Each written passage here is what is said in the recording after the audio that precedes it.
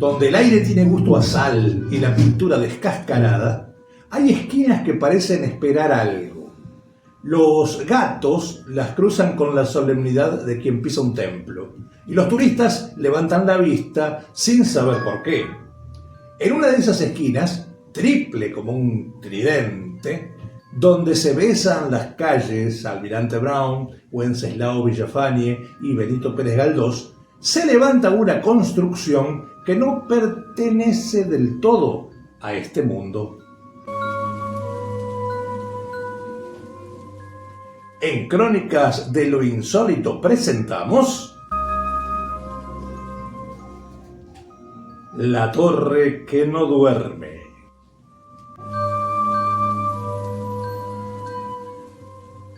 Desde lejos parece una nave varada, una especie de castillo fluvial que perdió el rumbo y encalló entre conventillos, talleres mecánicos y murales de Quinquela. El barrio se acostumbró a su silueta como uno se acostumbra al tic nervioso de un pariente. Molesta un poco, pero sería raro que no estuviera.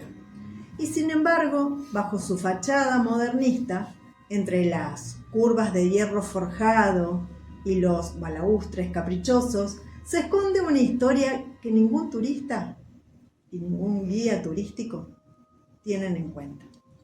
La historia comienza, como todas las historias que terminan mal, por una mujer de dinero y rarezas. María Luisa Aubert Arnaud se llamaba. Dicen que era catalana, con ese apellido francés, y que en su equipaje parece ser que trajo más que vestidos y porcelanas. ¿Sabes lo que trajo? Trajo consigo a los foliets.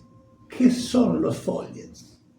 Son, dicen, pequeños duendes burlones que, según las leyendas del Pirineo, se cuelan entre las grietas de las casas para hacer, las travesuras que hacen los duendes. Nadie los vio llegar, pero desde que la señora Aubert se instaló en la Boca, el barrio empezó a escuchar risas en las noches húmedas y pasos diminutos en los techos de chapa. María Luisa mandó a construir un edificio distinto, uno que desafiara la monotonía de los conventillos y las casas de madera. Quería algo que recordara Barcelona, para que oliera a puerto y a nostalgia. Para eso contrató al arquitecto Guillermo Álvarez, otro catalán, hombre de geometrías y de ensueños modernistas. Bueno, este Álvarez, que conocía el lenguaje de los ornamentos y la vanidad de los ricos sobre todo, levantó en 1915 una pieza de vanguardia, un edificio de renta con torreta, balcones floridos y una cúpula que parecía pensada para que se asomara un vigía, o si se quiere, una princesa melancólica. Dicen que el arquitecto lo hizo triangular a propósito, como si el terreno, al estrecharse, apuntara a un centro invisible, el ojo del misterio. En 1923, la obra estaba terminada. La torre se alzaba orgullosa sobre el barrio obrero, entre los conventillos de colores, los talleres navales y los tangos que brotaban de las cantinas. Desde el puerto se la veía brillar, con sus curvas de yeso y su estilo de arte nuevo, como una fantasía mediterránea en medio del barro rioplatense. Pero pronto los empleados que trabajaban en la casa empezaron a irse. Primero, la que rajó fue la cocinera, que juró haber visto a un niño pequeño cruzar la cocina con una risita maligna. Luego el jardinero, que amanecía con las macetas volcadas y los hongos arrancados de raíz. Y finalmente el mayordomo, un gallego supersticioso, que aseguró que los duendes le hablaban en catalán cuando él estaba dormido. La señora Aubert, con la calma de los que tienen dinero y fe en lo invisible, no se alarmó. Dijo que los follets eran juguetones, que no hacían daño, pero los vecinos empezaron a murmurar. En las noches de viento se oían ruidos en la torre, pasos, puertas que se abrían solas, risas, y alguna vez desde el café de la esquina alguien juró haber visto luces moviéndose detrás de las ventanas altas, como si una fiesta diminuta estuviera celebrándose en el altillo. Los años pasaron y María Luisa, cansada de los rumores y de los ruidos, decidió retirarse a su estancia. La torre, ya célebre en el barrio, quedó vacía durante un tiempo hasta que una mujer una mujer joven, una pintora, llamada Clementina, alquiló uno de los departamentos. Clementina tenía el cabello oscuro y el carácter de los artistas que no duermen. Quería un lugar tranquilo para pintar y encontró en el altillo de la torre una vista privilegiada del barrio. Los barcos en el riachuelo, las luces del estadio, el movimiento de los obreros al amanecer. Allí instaló su atelier, entre lienzos, pinceles y gatos flacos. Al principio todo fue inspiración, pero pronto los rumores que habían acompañado al edificio regresaron. Clementina hablaba de ruidos en la noche, de sombras que cruzaban el techo, de pinceles que cambiaban de lugar. Son los Follet, le dijo un vecino con media sonrisa, como quien no sabe si bromea o advierte. Una tarde, una periodista fue a entrevistarla. Quería hacer una nota sobre las mujeres artistas en Buenos Aires. Clementina la recibió amable, algo distraída. La fotógrafa tomó varias imágenes, los cuadros, la habitación, el mismísimo altillo. Días después, al revelar las fotos, la periodista notó algo que le heló la sangre a toda la gente de la redacción. En las tomas aparecían 3 figuras pequeñas, encorvadas, mirando a cámara desde las sombras del taller. Nadie las había visto en el momento. Nadie pudo explicar su presencia. A la semana siguiente, Clementina subió al altillo, corrió los cuadros y saltó al vacío. El barrio amaneció con la noticia como si un rayo hubiera caído en la esquina triangular. Los vecinos se persignaban, los chicos evitaban pasar por la vereda y en el café, el Ideal, los parroquianos se turnaban para contar, cada uno a su modo, la historia de la pintora y los duendes. Desde entonces, el edificio se ganó su nombre definitivo, la Torre del Fantasma. En los años 20 y 30 la Boca era un hervidero de vida y de contrastes. Había palacios italianos, junto a conventillos de chapa, bodegones donde se discutía política y arte, marineros, músicos, pintores y obreros que convivían entre el olor a río y el tango.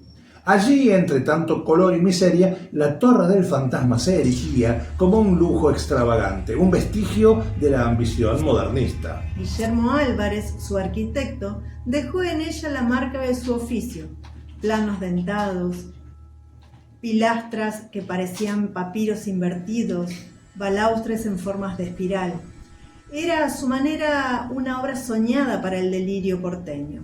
Una catedral pequeña para fantasmas mediterráneos. A su alrededor crecieron las historias. Algunos decían que los duendes no eran tales, sino alucinaciones provocadas por los hongos que adornaban los balcones, especies traídas de Europa, alucinógenas con propiedades mágicas. Otros juraban que María Luisa había practicado rituales para mantener a raya a los espíritus del puerto y que los duendes eran guardianes, no verdugos. Y estaban los escépticos, claramente, los de siempre, que decían pavadas. Eso lo inventaron para atraer turistas. Pero nadie, absolutamente nadie, se animaba a vivir en la torre después del suicidio de Clementina. Los departamentos quedaron vacíos, las ventanas cubiertas de polvo, las puertas cerradas con candados que chirriaban al viento del río. Por las noches, los vecinos aseguraban ver sombras que se movían en los pisos altos. Algunos oían pasos, otros murmullos, y más de uno dijo haber escuchado una risa fina, infantil, proveniente del altillo. La torre se volvió un personaje más del barrio, una presencia silenciosa que vigilaba la esquina. Décadas más tarde, cuando el barrio cambió su rostro, los conventillos se volvieron hostales, las cantinas se llenaron de turistas y el puerto perdió su esplendor, la torre permaneció igual, con su torrecita apuntando al cielo como un dedo obstinado. Los guías la incluyen en los recorridos de misterios urbanos. Los chicos del barrio con sus celulares y sus bicicletas todavía frenan frente a ella al anochecer para ver si se enciende alguna luz en el altillo. Y los viejos, sentados en las veredas, aseguran que el alma de Clementina no se fue nunca. Víctor Fernández, director del Museo Quinquela Martín, Suele decir que la torre es un vestigio de la riqueza artística y cultural que tuvo la Boca. Y tiene razón, porque más allá de los duendes, lo cierto es que el edificio representa un tiempo en que Buenos Aires soñaba en colores, en curvas, en formas orgánicas que imitaban la vida. Pero las ciudades, como las personas, guardan sus fantasmas. En la Boca, los fantasmas no lloran. Conversan, fuman, se asoman al balcón y saludan con la cortesía de los porteños antiguos. Tal vez por eso nadie se escandaliza demasiado cuando se habla de los duendes catalanes. En el fondo, el barrio entero es una mezcla de superstición y poesía. Con los años, la historia de Clementina fue cambiando de boca en boca. Algunos dicen que la artista se volvió loca por el encierro, otros que los duendes la arrastraron al vacío. Hay quienes aseguran que su último cuadro, ha desaparecido, mostraba a 3 figuras diminutas idénticas a las de las fotografías. Los vecinos viejos recuerdan también que después del suicidio, la periodista volvió a visitar a María Luisa en su estancia. La encontró envejecida, rodeada de plantas y de hongos secos. Los Follet no me obedecen, había dicho la catalana, con un tono entre tristeza y resignación. Nunca debí traerlos conmigo. Cataluña no los dejaba ir sin castigo. Y aunque nadie puede confirmar esa conversación, desde entonces se dice que los hongos de los balcones crecieron solos, alimentados por la humedad y por algo más. En las noches de verano, cuando el aire del río sube caliente y espeso, un olor dulzón se desprende de las paredes. Hoy la torre sigue en pie, desafiando el paso del tiempo y las demoliciones. Entre los grafites y los cables, su estructura conserva la elegancia fantasmal de las cosas que han sobrevivido a su época. Las cornisas gastadas, los ventanales curvos, los hierros forjados con forma de lirios. A veces, cuando cae la tarde, un rayo de sol atraviesa las nubes y se posa justo en la punta de la torre. Entonces parece una vela encendida, un faro melancólico que guía a los que regresan del puerto.